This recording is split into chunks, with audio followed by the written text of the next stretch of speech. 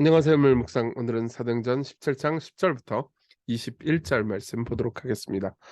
이제 바울이 2차 선교 여행 중이고요. 지금 데살로니가 선교를 끝내고 이제 데살로니가에서 핍박이 있으니까는 바로 이제 다른 지역으로 가요. 베레아라는 지역으로 갑니다. 그리고 오늘은 이제 베레아와 아테네에서 이제 바울이 그리고 그의 동역자들이 어떤 선교를 했는지 내용 한번 살펴보도록 하겠습니다. 10절부터 볼게요.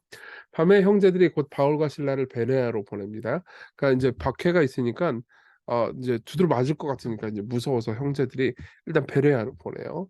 베레아로 보낸다라는 거는 뭘 의미하냐면 원래 이때쯤 바울이 로마로 가려고 했었어요. 바울은 늘 로마 가고 싶었거든요. 로마에 가가지고 복음을 전하고 예수님을 전달하고 이미 로마에는 바울이 세운 것은 아니지만 이제 예수님을 믿는 집단들 즉 교회가 있었거든요. 근데 이제 그 로마로 원래 가려고 했었는데 이제 베레아로 그러니까 아테네 방향 밑으로 이제 그리스 쪽으로 더 내려가게 된 거죠.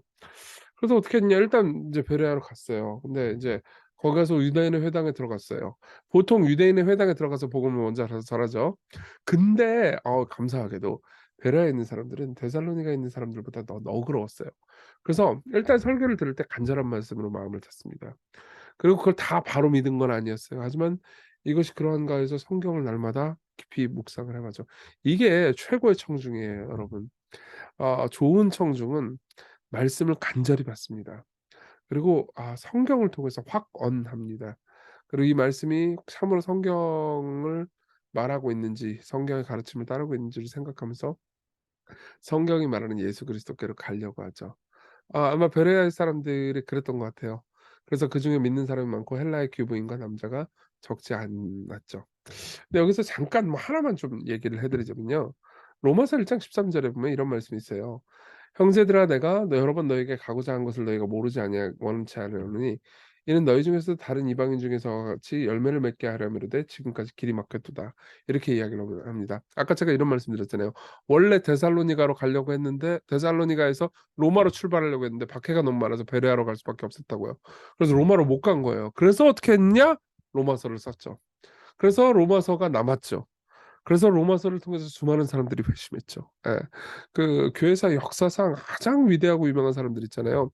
다 로마서 통해서 회심했어요. 아우구스티누스, 뭐 저기 마르틴 루터, 존 웨슬리 이런 사람들이 다 로마서 때문에 회심했거든요. 그러니까 사실은 굉장히 로마서가 엄청난 영향을 미쳤죠. 그러니까 사람의 눈으로 볼 때 길이 막히고 뭔가 일이 안 된다 하더라도 우린 감사할 수 있습니다. 왜냐하면 그것이 낳는 또 다른 열매, 또 다른 선이 있기 때문입니다. 어쨌든 간에 덕분에 베레아 뭐 그뿐만이 만이 아니에요. 로마서만 쓴 게 아니고 또 베레아로 가서 베레아에 있는 사람들이 복음을 듣게 됐겠죠. 그리고 데살로니가에 있는 유대인들이 바울이 하나님의 말씀을 베레아에서도 전하는 줄 알고 또 거기 가서 가지고 또 깽판을 칩니다. 무리를 움직여 소동하게 해요. 그래서 14절 형제들이 곧 바울을 내보내어 바닷가에 가게 하되 실라와 디모데는 아직 베레아에 머뭅니다. 자 그리고 바울을 인도하는 사람들이 그를 데리고 아테네까지 갑니다. 이제 원래는 로마를 가려고 그랬는데 이제 아테네로 내려가요. 아테네는 이때는 인제 로마만큼의 큰 도시는 아니었어요. 전성기는 이미 지났고 근데도 불구하고 문화적, 철학적으로는 중심지였습니다. 그래서 그에게서 신라와 디모데를 자기에게로 속히 오라게 하라는 명령을 받고 떠납니다. 그리고 바울이 아테네에서 그들을 기다려요. 신라하고 디모데를 기다리다가 그 성에 우상이 가득한 것을 보고 마음에 격분합니다. 여기서 진지하게 선교 활동을 하려고 했는지는 모르겠어요. 원래 의도는. 근데 뭐 바울과 신라 안 오니까 신라하고 디모데 안 오니까 기다리고 있었던 거죠. 기다리고 있는데 우상이 너무 많은 거예요. 뭐 항상 대도시는 우상이 많거든요. 그래서 어떻게 되느냐? 회당에서는 유대인과 경건한 사람들과 또 장터에서는 날마다 만나는 사람들과 변론을 해요. 그러니까 구약 성경으로 대화를 할 수 있는 사람들하고는 구약 성경으로 복음을 전하고 그리고 철학자들의 영향을 받은 비신자들 아예 뭐 이방인들하고는 또 변론을 하죠. 여기서 변론했다는 것은 이 변증을 했다는 거예요. 그리고 장터는 뭐냐면은 장터 그러니까 뭐 화개장터 이런 게 아니고 저기를 의미하는 겁니다. 아고라. 고대에서는 이제 물 장터 고대 아고라에서는 물건만 파는 게 아니고 사상을 팔았거든요. 그래서 인제 어떤 에피쿠로스와 스토아 철학자들도 바울과 쟁론을 합니다. 그러니까 논쟁을 계속해요. 어떤 사람이 이르되 "이 말쟁이가 무슨 말을 하고자 하느냐?" 하고 어떤 사람은 이르되 "이방 신들을 전하는 사람인가 보다." 하니 이는 바울이 예수와 부활을 전하기 때문이로라. 그러니까 우리가 알고 있는 그 부활을 의미하는 게 아니고 부활이 인제 그리스어로 아나스타시스거든요. 그러니까 '아 예수와 아나시스타시스라는 신을 전하나 보다.'라고 오해를 한 거죠. 그러니까 부활이라는 말도 모르는 거예요. 예. 그래서 어떻게 하느냐 그를 붙들어 아레오바고로 막 가며 말하기를 "네가 말하는 이 새로운 가르침이 무엇인지 우리가 알 수 있겠느냐? 네가 어떤 이상한 것을 우리 귀에 들려주니 그 무슨 뜻인지 알고자 하노라." 하니 모든 아테네 사람들과 거기서 나그네 된 외국인들이 가장 새로운 것을 말하고 듣는 것 외에는 달리 시간을 쓰지 않음이더라. 이렇게 이야기를 합니다. 그러니까 바울은 이 인제 과정을 통해서 어떻게 됩니까? 이제 복음을 전할 기회를 또 얻게 된 거죠. 우상이 너무 많아요. 그러니까는 '이 많은 우상 중에 하나를 또 다른 우상을 추구하려고 온 존재인가?'라고 생각을 하면서 바울에게 말을 하도록 요청했겠죠. 바울의 설교는 우리가 내일 보도록 하겠습니다. 우선 우리 적용 좀 해 봐요. 첫 번째로는 하나님을 아는 지식을 어떻게 알게 되느냐. 요걸 좀 생각을 해 봅시다. 여러분 베레아 사람을 생각해 보세요. 열린 마음과 진지한 확인이 있었죠? 예. 일단 마음을 열고 말씀을 잘 들었어요. 예. 여러분들이 설교를 들을 때 똑같이 해야 됩니다. 마음을 열고 말씀을 잘 들으십시오. 그리고 성경이 그렇게 말하는지 확인해 보세요. 팀 케러 목사님은 복음을 전하다가 이런 말을 되게 많이 했대요. 신앙이 없는 사람들이 "아우 기독교의 신 별로예요. 기독교는 별로예요." 이런 얘기를 하잖아요. 그러면 당신이 생각하는 기독교의 하나님을 한번 묘사해 보실래요? 그럼 묘사를 하면 필연적으로 하나님에 대해서 오해하고 있어요. 왜요? 그들이 생각하는 하나님은 성경을 통해서 형성된 하나님이 아니니까. 근데 그러면 팀 케러 목사님은 "당신이 묘사하는 그 신은 나도 안 믿습니다. 나는 성경의 하나님을 믿습니다." 그러면서 성경을 말해 주는 거죠. 이게 변증이에요. 예. 여러분 변증을 듣는 것과 우상을 발견하는 걸 한번 생각해 봅시다. 바울은 끊임없이 변증했고 그리고 이유는 뭐냐면 우상을 보고 격분했기 때문이에요. 그러니까 무슨 말이냐면 이거예요. 내가 하나님을 알아가는 지식하고 내가 우상을 알아가는 지식, 내 우상을 알아가는 지식은 성장한다는 거죠. 고대 그리스에는 수많은 신전들이 있었습니다. 거긴 뭐 예를 들면 아폴로 신상이 있었어요. 그럼 저는 아폴로 신을 믿지 않는데요. 아폴로 신에 관심이 없는데요."라고 말해 봤자 여러분들이 예술을 사랑하고 예술이 여러분들의 궁극적인 삶의 의미잖아요. 그러면 아폴로는 인제 예술의 신이니깐 여러분들은 사실상 지금 아폴로 신을 섬기고 있는 셈입니다. 예. 그러니까 이 힘과 권력을 섬기고 있잖아요. 그럼 사실 여러분들은 제우스를 섬기는 것과 다를 바가 없는 거죠. 예. 그러니까 잘 생각해 보세요. 내가 하나님을 더 잘 알아가잖아요. 그럼 내 안의 죄를 더 많이 보게 됩니다. 내 안의 우상과 죄를 더 많이 보게 되잖아요. 그럼 하나님을 얼마나 나를 사랑하셨는지도 더 잘 알게 되겠죠. 예. 그래서 우리 안에 우상을 버리고 하나님을 알아갈 때 우리는 진정한 신앙을 이루게 됩니다. 여러분 기억하세요. 열린 마음, 진지한 확인, 그리고 내 안에 우상 회개하기. 이 세 가지가 여러분들이 하나님을 알아가는 깊이 있는 지식으로 여러분들을 이끌어 갑니다. 두 번째로 예수 그리스도를 봅시다. 복음은요 원래 예수 그리스도 외에는 아무것도 아니에요. 예. 사실 복음을 전한다는 건 예수님을 전한다는 것과 거의 동의어와 마찬가지입니다. 바울은 예수 그리스도와 부활을 전했어요. 늘 어딜 가든 예수와 부활을 전했죠. 왜요? 이건 믿을 만한 사실이니깐요. 예. 여러분 예수님이 기독교의 모든 겁니다. 예. 기독교는요 단순한 뭐 윤리 체계나 뭐 무슨 뭐 교리 체계가 아니에요. 관계예요. 기독교는 기본적으로 관계입니다. 하나님과 하나님의 아들 예수 그리스도와 더불어서 관계를 맺는 거죠. 보세요. 보통 많은 사람들은요. 옳고 그름의 윤리적 차원으로 기독교를 접근합니다. 기독교를 왜 배우려고요? 윤리를 배우려고요. 예. 진보적인 사람들은요.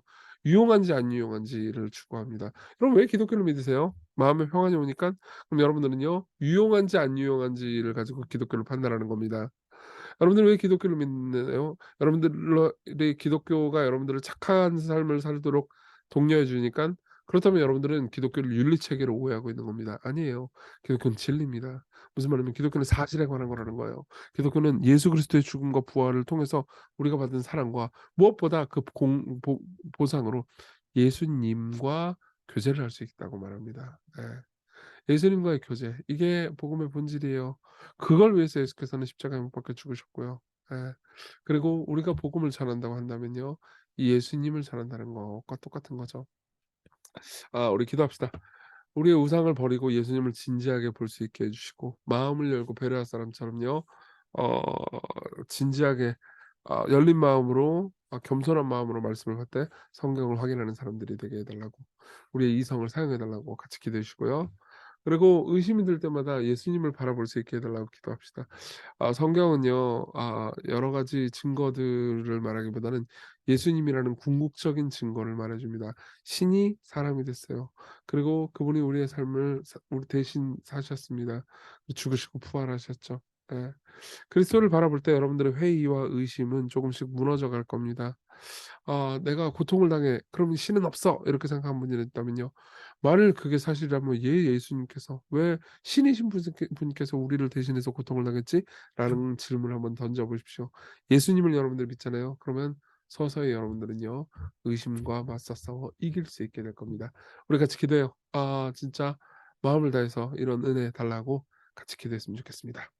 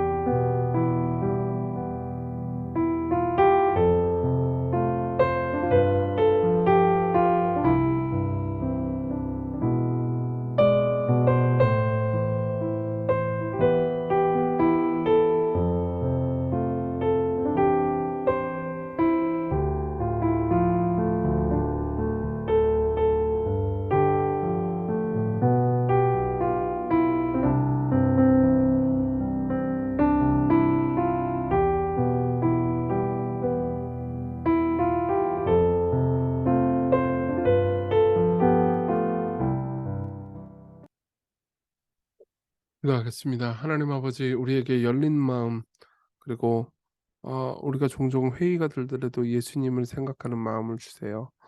당신의 말씀을 간절히 받고 당신을 따르는 마음을 가지게 해 주시고, 우리도 복음을 듣고 이해하고 또 변증할 수 있도록 힘을 주세요. 예수님 이름으로 기도했습니다. 아멘. 네, 복음을 통해서 여러분들이 성장하는 매일매일 됐으면 좋겠습니다. 은혜로운 하루 보내세요.